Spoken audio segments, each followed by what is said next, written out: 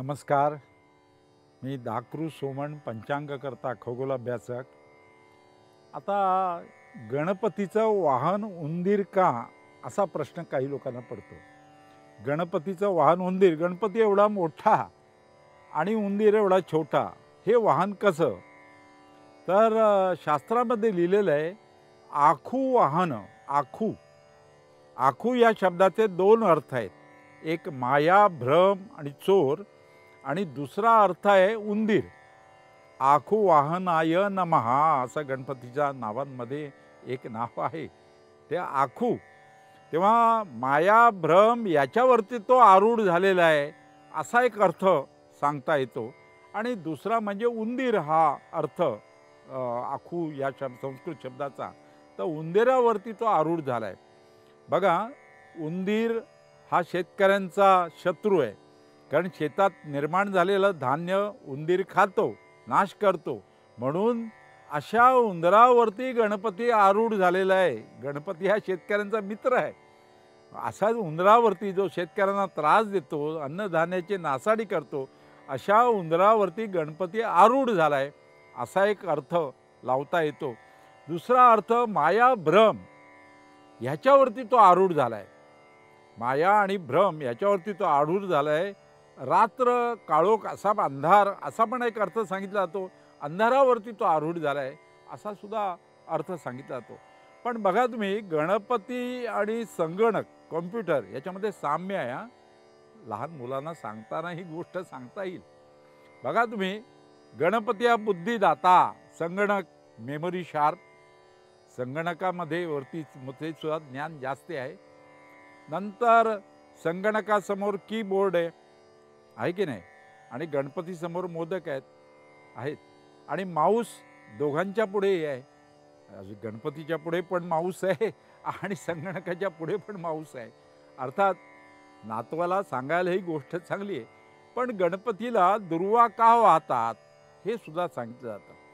काय झालं, एकदा गणपतीनं अनलासूर राक्षसाला मारायचं ठरवलं. दुष्ट राक्षस, दुष्टांचा संहार करता गणपती.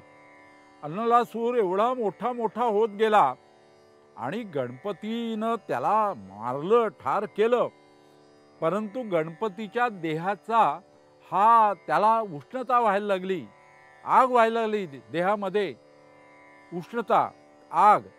तेव्हा सर्व ऋषीमुनींनी, देवतेनी अनेक गोष्टी गणपतीला अर्पण केल्या, तरी तो शांत होईना, दाह व्हायला लागला.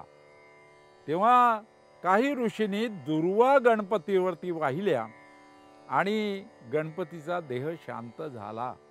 बघा, दुर्वा ह्या शांत करणाऱ्या आहेत. आपल्याला माहिती आहे दुर्वा थंड आहेत. दुर्वा औषधी वनस्पती आहे.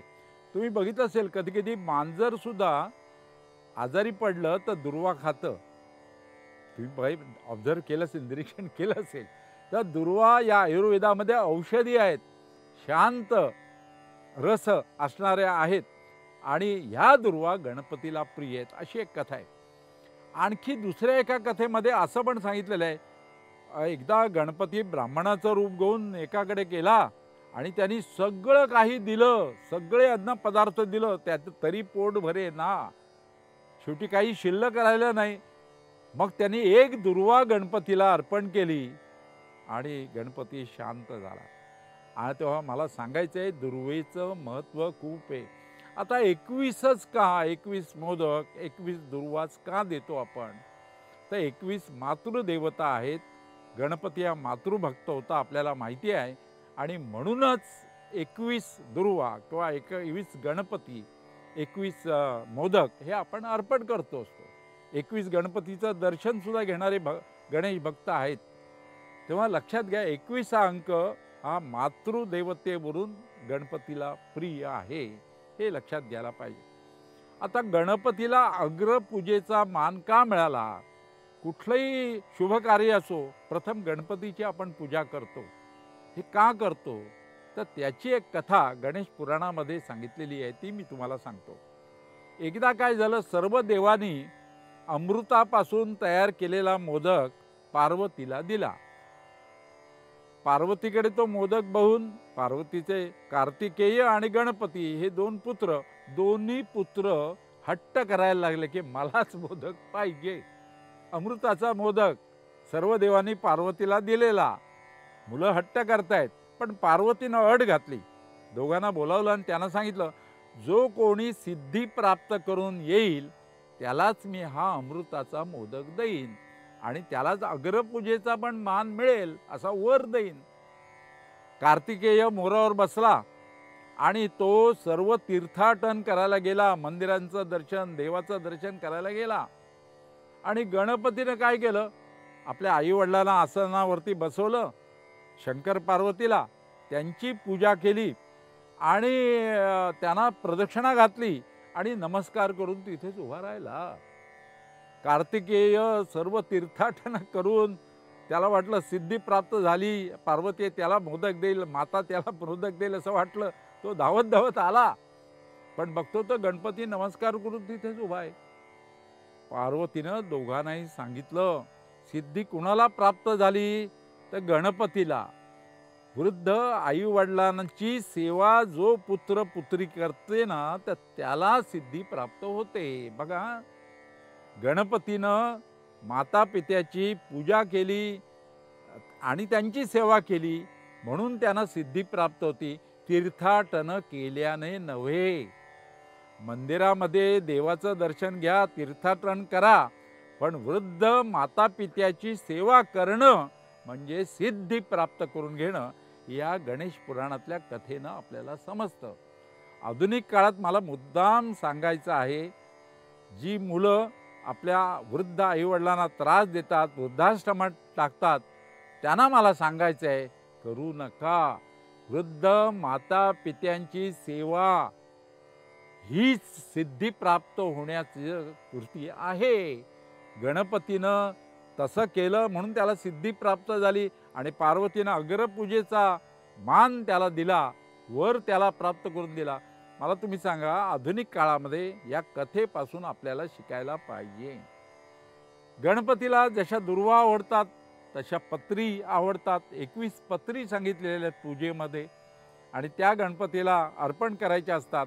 त्या सर्व औषधी वनस्पती आपल्या गावात असाव्यात म्हणून सांगितलेलं आहे की त्या पूजेमध्ये आपण गणपतीला अर्पण करायच्या. आयुर्वेदिक वनस्पती आहेत त्या. गणपतीला लाल फुलं प्रिय आहेत, जास्वंदीचं फूल प्रिय आहे, लाल फुलं प्रिय आहेत. त्याची एक कथा सांगतो. गणपतीनं सिंदुरासूर राक्षसाला ठार मारलं आणि त्याला ठार मारताना त्याचं रक्त गणपतीच्या अंगावरती पडलं आणि गणपतीचा रंग लाल, त्या रक्तामुळे लाल झाला आणि म्हणून गणपतीला लाल रंगाचा गणपती असतो. तुम्ही बघितलं असेल मंदिरामध्ये पण.